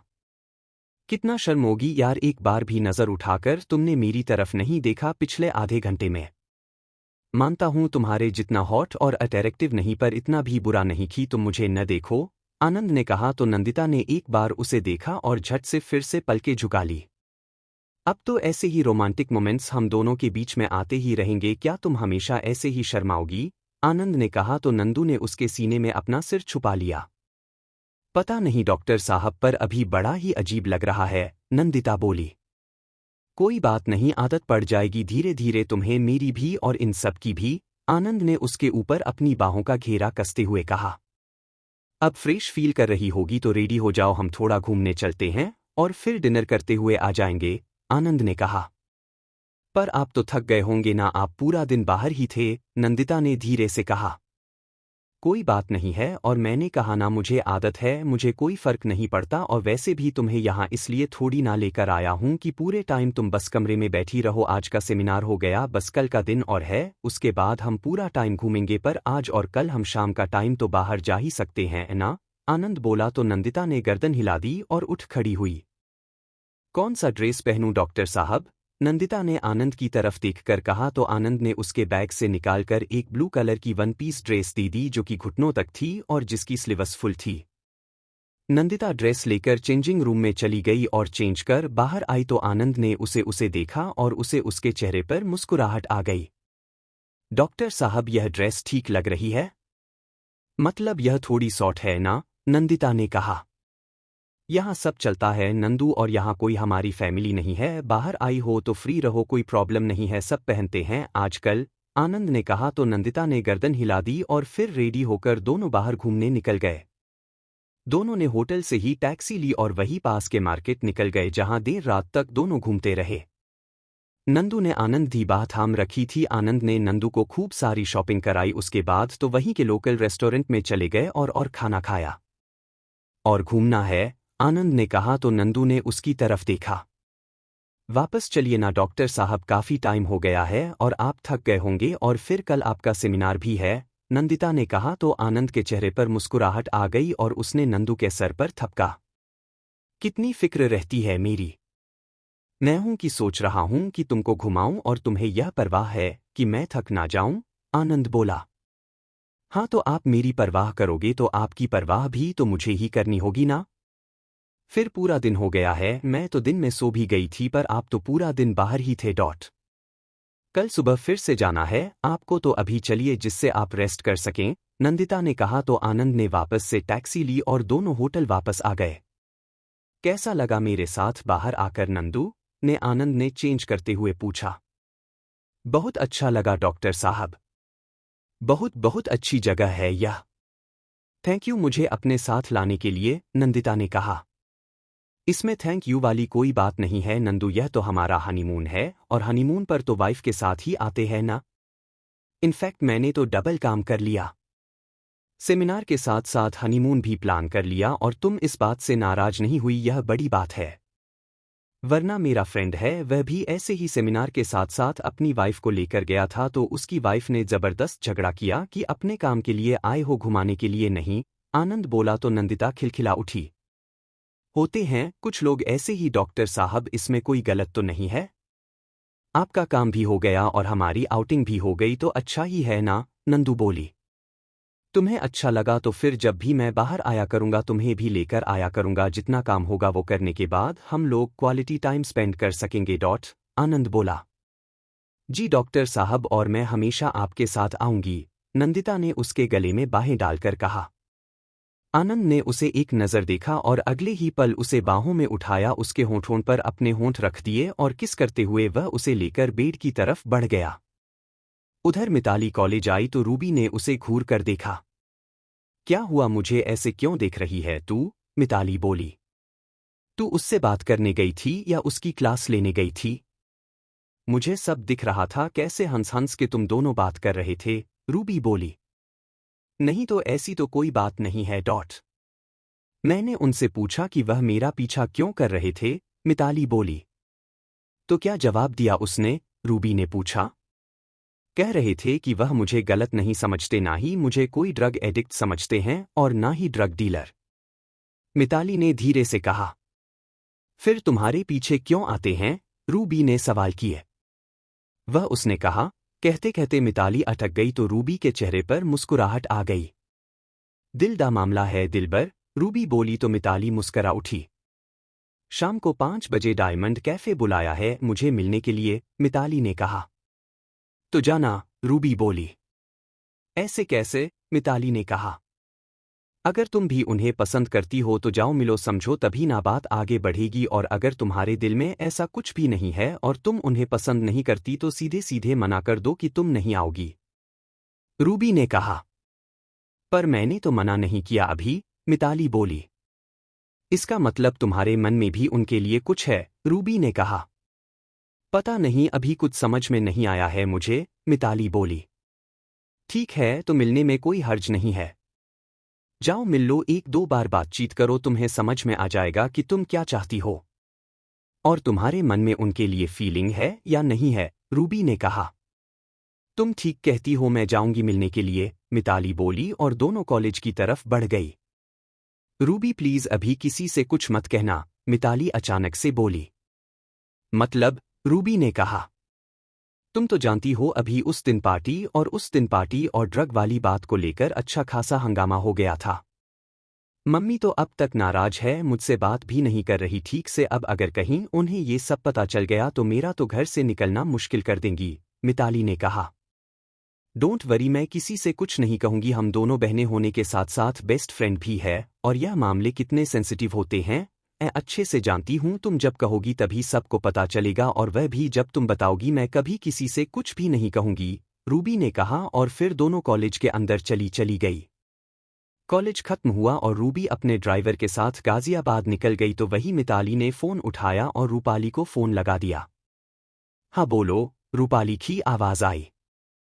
मम्मी थोड़ा सा काम है एक प्रोजेक्ट का, इसलिए मैं 1-1.5 घंटा लेट हो जाऊंगी, 6:30 बजे तक घर आती हूँ, मिताली बोली। ठीक है, टाइम से आ जाना, रात मत करना, रूपाली बोली और कॉल कट कर दिया। सॉरी मम्मी, आज पहली बार आपसे झूठ बोल रही हूं, पर अगर सच बता दूंगी तो आप शायद मुझे ही गलत समझोगे, पर मैं जानना चाहती हूं नितिन को, और इसके लिए मिलना तो जरूरी है ना, मिताली बोली और उसने स्कूटी डायमंड कैफे की तरफ मोड़ दी। कैफे की पार्किंग में उसने स्कूटी पार्क की और जैसे ही पलट कर देखा तो नितिन सामने ही खड़ा दिखाई दिया। नितिन ने वहीं से हाथ मिलाकर उसे हेलो का कहा। मिताली के पैर वहीं पर जम गए, उसकी हिम्मत ही नहीं हो रही थी नितिन की तरफ जाने थी तो नितिन खुद ही उसके पास आ गया। चलो, या खड़ी खड़ी क्या सोच रही हो, नितिन ने कहा तो मिताली ने उसकी तरफ देखा। उसके चेहरे पर आई परेशानी और टेंशन को नितिन ने तुरंत भांप लिया। डोंट वरी, विश्वास रखो मुझ पर, तुम्हारे भाई का दोस्त हूं तो कुछ तुम्हारे साथ कुछ भी ऐसा गलत नहीं करूंगा। बस तुम्हारे साथ थोड़ा टाइम स्पेंड करना चाहता था ताकि एक दूसरे को बहुत अच्छे से जान सकें डॉट। लेकिन आपको मुझे क्यों जानना है, मिताली ने कहा। कहा था ना दोपहर में ही कि कोई लड़का सिर्फ इसलिए किसी लड़की के पीछे नहीं आता कि वह से ड्रग एडिक्ट समझे, कभी कभी वह लड़की उसके दिल में खास जगह बना लेती है, इसलिए भी उसके पीछे आता है ताकि उसे जान समझ सके और आगे का सोच सके, नितिन ने कहा तो मिताली चेहरे पर मुस्कान आ गई और वह नितिन के साथ कैफे के अंदर चली गई। दोनों एक तरफ आकर बैठे और फिर नितिन ने कॉफी और स्नैक्स ऑर्डर किए। मिताली ने उसकी तरफ देखा और फिर अपनी नजरें झुका ली। मुझे गलत मत समझना मिताली, बस जब पहली बार तुम्हें देखा है तब से ही तुम्हारे लिए दिल में कुछ अलग सी फीलिंग है। अभी तक मैं पूरी तरीके से समझ नहीं पाया हूं, इसीलिए तुम्हें जानने और समझने के लिए तुम्हारे आसपास रहता था। तुम्हें प्रोटेक्ट करने का भी मन करता था क्योंकि तुम इतनी भोली हो कि तुम्हारे साथ कहीं कुछ गलत ना हो जाए। उस दिन जब तुम्हें नशे की हालत में देखा तो बहुत ही टेंशन हो गई थी मुझे, अगर उस दिन शिवांश टाइम पर नहीं पहुंचता तो ना जाने क्या हो जाता, नितिन ने कहा तो मिताली ने उसकी तरफ देखा। थैंक यू सो मच, उस दिन तुमने बात को संभाल लिया और साथ ही मुझे भी डॉट, मिताली बोली। घर में किसी ने कुछ कहा तो नहीं उस दिन की बात पर, नितिन बोला। मम्मी नाराज है, अब तक उन्हें लगता है कि मैंने जानकर ड्रग्स लिए या मैं जानकर गलत पार्टी में गई। पर मैं सच कह रही हूं, मुझे बिल्कुल भी नहीं पता था, मैं तो दोस्त की नॉर्मल बर्थडे पार्टी में गई थी। मुझे नहीं पता था कि वहां क्या चल रहा है, और वह ड्रिंक भी मैंने जानकर नहीं पी, मुझे नहीं पता था कि उसके अंदर ड्रग्स है, और जैसे ही मुझे एहसास हुआ कि इसमें कुछ है मैंने और रूबी ने आगे ड्रिंक लेने के लिए मना कर दिया और हम लोग वहां से निकल ही रहे थे, मिताली बोली और उसकी आंखों में नमी आ गई। नितिन ने उसके हाथ पर अपना हाथ रखा। तुम्हें परेशान होने की जरूरत नहीं है, कोई विश्वास करे ना करें, लेकिन मैं विश्वास करता हूं क्योंकि मैंने खुद तुम्हें उन लोगों से झगड़ते देखा था, सो डोंट वरी, मैं विश्वास करता हूं, नितिन ने कहा तो मिताली के चेहरे पर एक संतोष आ गया। थोड़ी देर तक दोनों ऐसे ही नॉर्मल बातचीत करते रहे, उसके बाद मिताली अपने घर निकल गई। एक दिन ही मैं तो अपने दिल की बात नहीं कह सकता, थोड़ा सा टाइम तो देना होगा तुम्हें ताकि तुमको जान सकूं और तुम मुझे जान समझ सको और मेरे साथ कंफर्टेबल हो सको, नितिन ने खुद से ही कहा और फिर वह भी अपने घर निकल गया। इटली में सुबह सुबह आनंद फिर से सेमिनार में जाने के लिए तैयार हो गया था। नंदिता सोफे पर बैठी उसे देख रही थी। क्या हुआ, ऐसे क्यों देख रही हो? आनंद ने कहा। आप पर न यह ब्लू कोट बहुत जच रहा है डॉक्टर साहब, आप पर ब्लू कलर बहुत अच्छा लगता है क्योंकि आपका रंग साफ है ना, नंदिता ने मासूमियत से कहा। और तुम्हारे ऊपर तो हर रंग अच्छा लगता है क्योंकि तुम्हारा रंग मुझसे भी ज्यादा साफ है, आनंद बोला तो नंदू ने मुंह बना लिया। आप मेरा मजाक बना रहे हो? नंदिता बोली। अरे नहीं बाबा, मजाक नहीं बना रहा, बस यूं ही बोल दिया, आनंद ने उसके गाल से हाथ लगाकर कहा। कितने बजे तक आओगे आप? नंदिता ने पूछा। क्यों, मुझे मिस करोगी तो मैं न जाऊं? आनंद ने उसके गले में बाहें डालकर कहा। नहीं ऐसी बात नहीं है, मिस तो आपको करूंगी पर आपका काम भी तो जरूरी है, मैं तो वैसे ही पूछ रही थी ताकि जब आप आओगे तो मैं रेडी रहूंगी, नंदिता ने कहा। कल जैसे वॉशरूम में मेरे लिए रोमांटिक मोमेंट प्लान करने का सोच रही हो? आनंद ने उसे छेड़ते हुए कहा तो नंदिता का चेहरा लाल हो गया। आप न बहुत खराब हो डॉक्टर साहब। ऐसे कोई परेशान करता है क्या? नंदिता बोली। किसी का तो नहीं पता पर मैं करता हूं, समझी। और मैं 4:30 बजे तक आ जाऊंगा, तुम रेडी रहना, उसके बाद हम थोड़ा घूमने चलेंगे, आनंद ने कहा तो नंदिता ने गर्दन हिला दी। आनंद ने हौले से उसके माथे को किस किया और फिर तुरंत निकल गया। नंदिता ने रूम लॉक किया और फिर वह अपना फोन लेकर सबसे बातचीत करने में लग गई। Guys, like the story and subscribe the channel AS Story Audio please.